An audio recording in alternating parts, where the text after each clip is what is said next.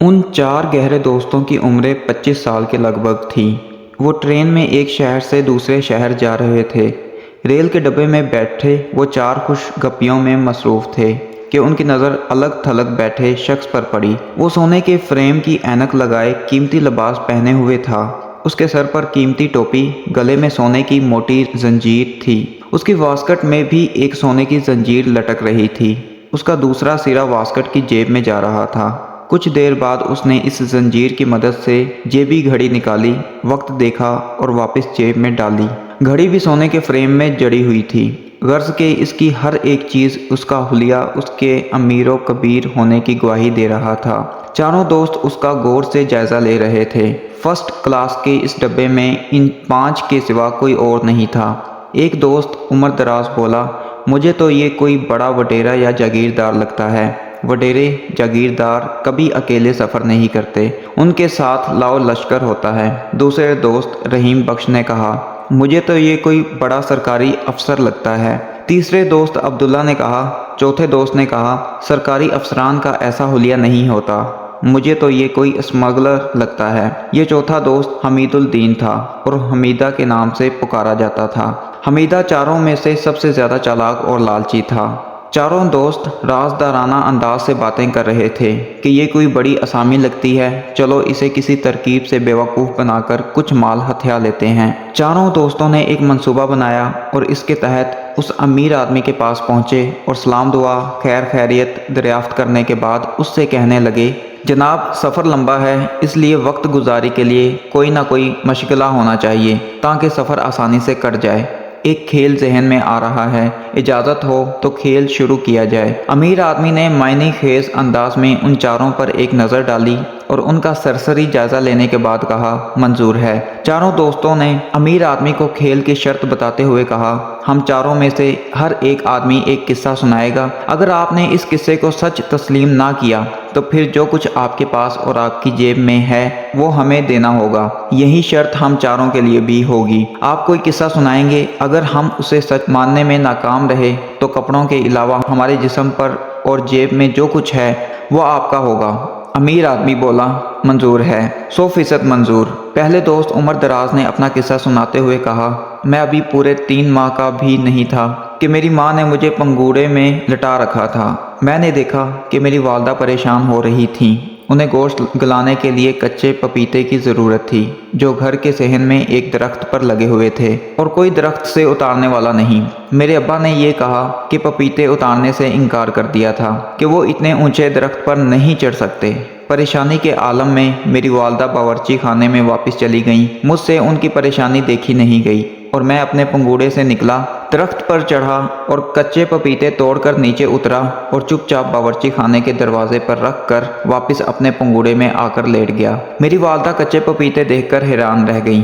आप क्या कहते हैं, ये बात सच है या झूठ? उसने अमीर आदमी से पूछा।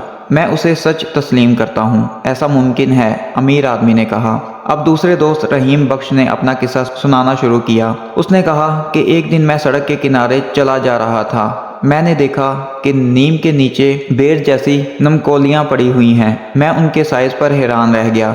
एक नमकोली उठाकर मैंने चखी तो मेरी हैरानी बढ़ गई। वो शहद की तरह मीठी थी। नमकोलियाँ खाने के शौक में मैं दरख्त पर चढ़ गया और ताज़ा ताज़ा खूब नमकोलियाँ खाईं। लेकिन अब मसला ये था कि दरख्त से उतरूँ कैसे? चढ़ना तो मुझे आता है, उतरना नहीं आता। चुनाचे मैं सीढ़ी वाले की दुकान पर पहुंचा, उससे किराए पर सीढ़ी ली, उसे लगाकर मैं दरख्त से उतरा। नमकोलियों के शहद की तरह मीठे होने पर आपका क्या ख्याल है? रहीम बख्श ने अमीर आदमी से सवाल किया। नमकोलियाँ मीठी हो सकती हैं, बिल्कुल हो सकती हैं, मैं इसे सच तस्लीम करता हूँ और आपकी अकल की दाद देता हूँ कि आपने दरख्त से उतरने का बड़ा अच्छा तरीका इस्तेमाल किया। अमीर आदमी इत्मीनान से बोला। दूसरे शख्स का वार भी खाली गया। तीसरा दोस्त अब्दुल्ला मैदान में आया। उसने अपना किस्सा सुनाते हुए कहा कि मैं चंद दोस्तों के हमरा शुमाली इलाका जात की सियाहत पर गया।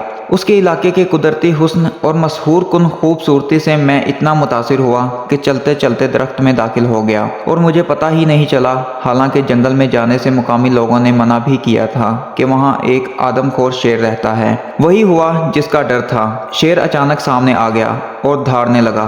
اس کی دھار سے پورا جنگل لرز رہا تھا، لیکن میں پرسکون کھڑا رہا۔ میں نے شیر کو سمجھایا کہ وہ مجھے کھانے کی کوشش نہ کرے، میں عام آدمی نہیں ہوں، تیرا جبڑا توڑ دوں گا، لیکن وہ نہ مانا اور مجھ پر حملہ آور ہوا۔ وہ جیسے ہی منہ پھاڑ کر میرے اوپر کودا، میں نے اس کا نچلا جبڑا داہنے ہاتھ سے اور اوپر کا جبڑا بائیں ہاتھ سے تھام لیا۔ وہ اپنا منہ بند کرنے کے لیے زور لگا رہا تھا، جبکہ میں اس کے جبڑوں کو جنبش نہیں کرنے دے رہا تھا۔ دونوں زور لگا رہے تھے۔ شیر کان پھاڑنے والی آوازیں نکال رہا تھا، لیکن میں نے اپنی گرفت مضبوط رکھی اور پھر ایک جھٹکے سے اس کے دونوں جبڑے چیر دیے۔ وہ بے جان ہو کر زمین پر ڈھیر ہو گیا۔ میرے دوست اور جو میری تلاش میں وہاں پہنچ چکے تھے، یہ منظر دیکھ کر ششدر رہ گئے۔ انہیں اپنی آنکھوں پر یقین نہیں آ رہا تھا کہ میں نے نہتے ہاتھوں سے ببر شیر کو ہلاک کر دیا۔ عبداللہ نے امیر آدمی سے سوال کیا کہ آپ کو بھی یقین آ رہا ہوگا؟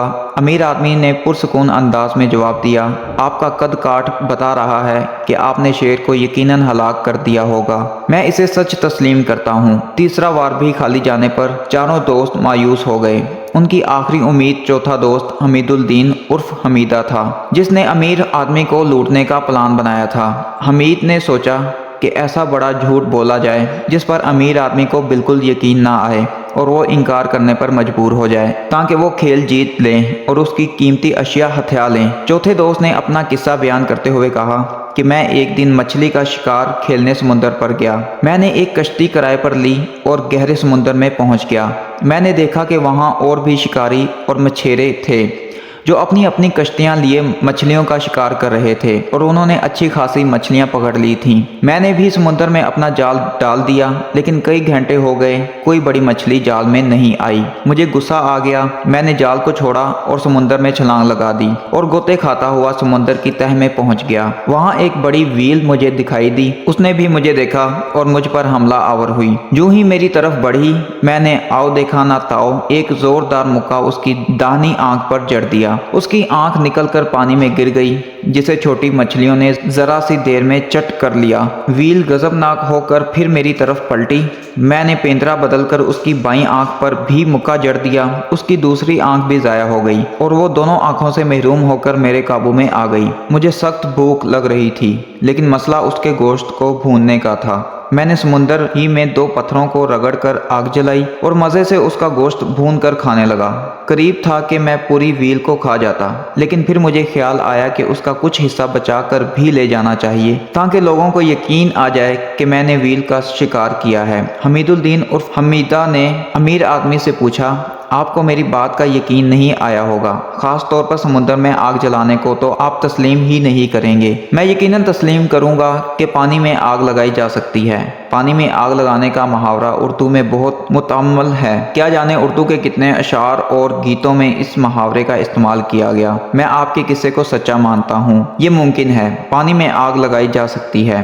امیر آدمی کا جواب سن کر چاروں دوست دم بخود رہ گئے۔ ان کا آخری وار بھی خالی گیا۔ انہوں نے امیر آدمی سے کہا کہ اب آپ اپنا کوئی حیرت میں ڈالنے والا قصہ سنائیے۔ امیر آدمی نے کہا کہ میرا ایک بڑا سبزی اگانے کا فارم ہے، جہاں میں سبزیوں کے سائز بڑے کرنے کے تجربات کرتا رہتا ہوں۔ 25 سال پہلے میں نے کدو کو بڑا کرنے کا تجربہ کیا تھا، جو بہت کامیاب رہا، اور کدو کا سائز معمول سے بہت بڑا ہو گیا۔ اس طرح 4 کدو تیار ہوئے تھے، لیکن جب انہیں کاٹا گیا تو ہر کدو میں سے ایک انسانی بچہ نکلا۔ وہ چاروں لڑکے تھے۔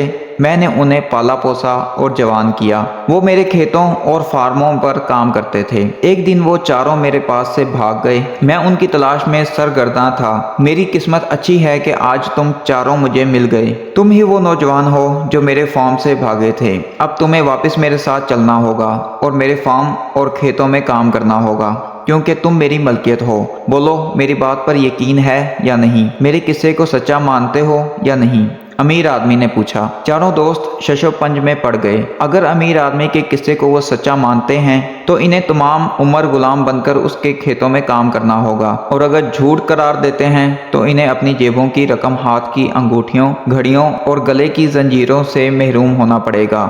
کافی سوچ بچار کے بعد انہوں نے دوسرے خیال کو بہتر سمجھا۔ امیر آدمی نے شرائط کے مطابق ان چاروں کی گلے کی زنجیریں، گھڑیاں اور جیبوں کی رقم سمیٹی اور اگلے اسٹیشن پر اتر گیا جہاں سے اترنا تھا، یعنی اسے کہتے ہیں 100 سونار کی 1 لوہار کی۔